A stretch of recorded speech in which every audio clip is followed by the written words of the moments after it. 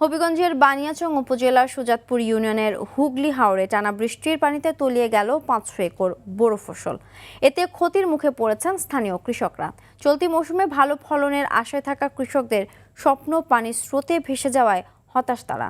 সরকারের পক্ষ থেকে ক্ষতিপূরণের ব্যবস্থা করার দাবি ক্ষতিগ্রস্ত কৃষকদের। হবিগঞ্জ থেকে শহীবুর রহমানের পাঠানো তথ্যচিত্রে আরও জানাচ্ছেন লিওন আজাদ।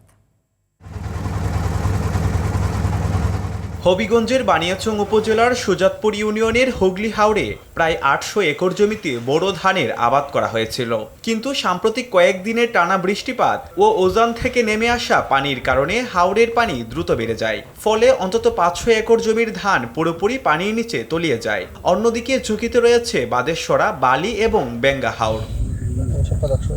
এদিকে কৃষকদের দাবি, দ্রুত ক্ষয়ক্ষতির সঠিক মূল্যায়ন করে প্রণোদনা ও আর্থিক সহায়তা নিশ্চিত করতে হবে। পাশাপাশি ভবিষ্যতে এমন বিপর্যয় এড়াতে হাওরের বাঁধ মজবুত করা এবং পানি নিয়ন্ত্রণ ব্যবস্থার উন্নয়ন জরুরি বলে মনে করছেন সংশ্লিষ্টরা।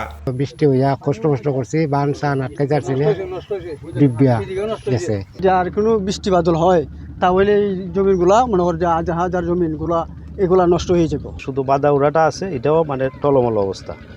বাঁধ ভাঙ্গা, এটারে আমরা অনেকে মিলে একটু কাজ করছি, তো এটাও মানে ঠিক বেগিনার সন্দেহ আছে।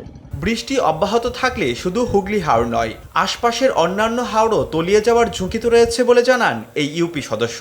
ওই সবচেয়ে বড় বিপাকে আছে এই ধরনের মানুষ যারা জমিগুলো জমা করছে, এরা কিন্তু বড় ব্যাঘাতে আসে, বড় কষ্টে আসে। কারণ এই জমি এখন বর্তমানে যেভাবে জমিগুলো গেছে, এগুলো আর হবে না।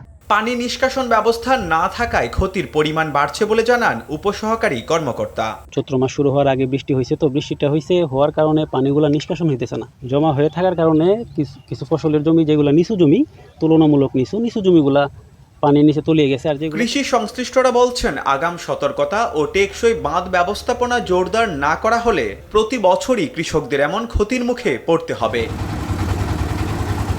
Leone Azad, RTV।